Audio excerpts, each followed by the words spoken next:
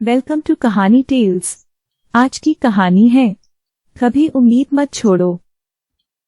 एक बार की बात है, एक बड़ी सी पानी की नाव जिसमें कि लोग सफर कर रहे होते हैं, वह पानी में डूब जाती है। सारे लोग भी पानी में डूब जाते हैं, लेकिन उनमें से एक किसी तरह से बच जाता है। वह अपनी जान बचाते बचाते किसी तरह एक खाली टापू पर पहुंच जाता है। टापू बिल्कुल ही सुनसान होता है, वहां पर और कोई भी नहीं होता। वह इंसान भगवान को कोसने लगता है कि उसने उसके साथ ऐसा क्यों किया। फिर वह उस टापू के किनारे काफी दिनों तक बैठा रहता है, इस आस में कि शायद उसे कोई बचाने के लिए आ जाए। लेकिन 2-3 दिन बीत जाने पर भी उसे बचाने के लिए कोई नहीं आता। वह अपने बचने की उम्मीद पूरी तरह खो देता है। फिर वह जंगल में जाता है और कुछ लकड़ियों को इकट्ठा करता है, जिसे वह अपने लिए एक छोटा सा घर बनाता है जिसमें वह रह सकता है। वह आदमी पेड़ों से फलों को तोड़ता है और मछलियों को पकड़ता है ताकि अपना पेट भर सके। ऐसा काफी दिनों तक चलता रहता है। उस आदमी को अब अपने बचने का कोई रास्ता नहीं दिख रहा होता है। एक दिन जब वह जंगल में कुछ खाने की तलाश करने के लिए गया होता है, तभी उसे बिजली गिरने की आवाज सुनाई देती है।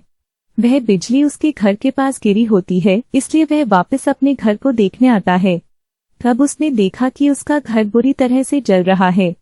वह बिजली उसके घर के ऊपर गिरी होती है, जिसके कारण उसके घर को आग लग गई होती है। वह आदमी भगवान को कोसने लगता है कि उसने छोटा सा घर बनाया होता है, वह भी जल जाता है। अब वह क्या करेगा? वह अपनी किस्मत को दिन भर कोसता रहता है, फिर उस टापू के किनारे के पास ही सो जाता है। अचानक उसे एक नाव की आवाज सुनाई देती है, जिससे उसकी अनजान खुल जाती है। तो उसने उठकर देखा कि एक नाव उसके पास ही आ रही है।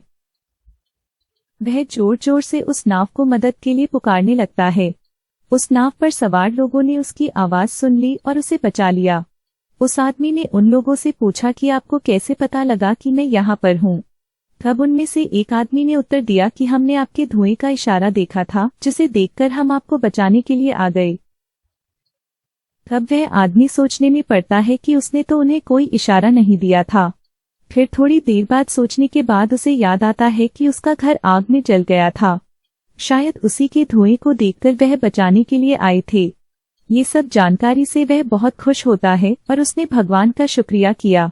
हमारी जिंदगी में मुश्किलें चाहे जितनी भी हों, हमें उम्मीद कभी नहीं छोड़नी चाहिए और भगवान पर भरोसा रखना चाहिए। प्लीज लाइक बटन पर क्लिक करें और हमारे चैनल को सब्सक्राइब करें। आपका समर्थन हमारे लिए महत्वपूर्ण है। धन्यवाद।